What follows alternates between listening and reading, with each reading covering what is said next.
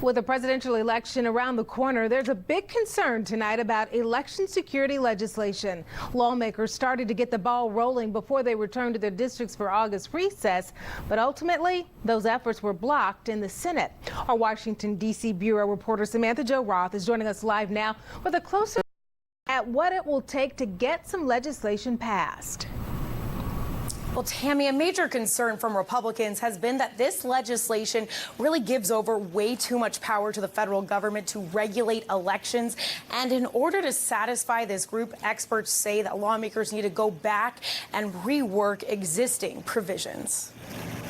Part of the challenge is I think there's been some muddying of the water as to who's to blame, both for the attacks on our election system as well as where are the solutions. As the 2020 elections approach, a key question remains. Will the U.S. be any better prepared to combat foreign interference than back in 2016? This has been a key point of contention among lawmakers. Election security expert Adam Ambrogi says securing the nation's election systems should not be political. I think some of the disconnect and the challenge that we see that's turned this into a political battle has been that the Democrats have not found any dance partners to work with them. The Senate Majority Leader has blocked bills that would require voting machines to produce paper records, impose security requirements on election technology companies, and mandate post-election audits, calling the proposals too partisan. But what is clear to Ambrogi, leaders are not even attempting to find common ground. I think everyone can do some really good work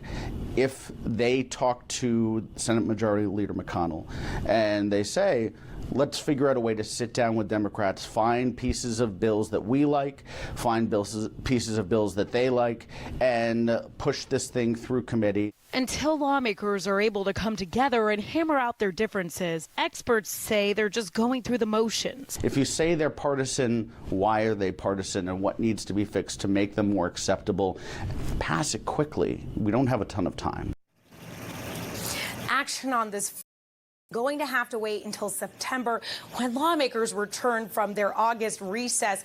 But the pressure is rising. One conservative group out with an ad calling on the Senate Majority Leader as well as Republicans to consider and pass election security legislation. We're live in the studio tonight. Samantha-Jo, Spectrum, News 13.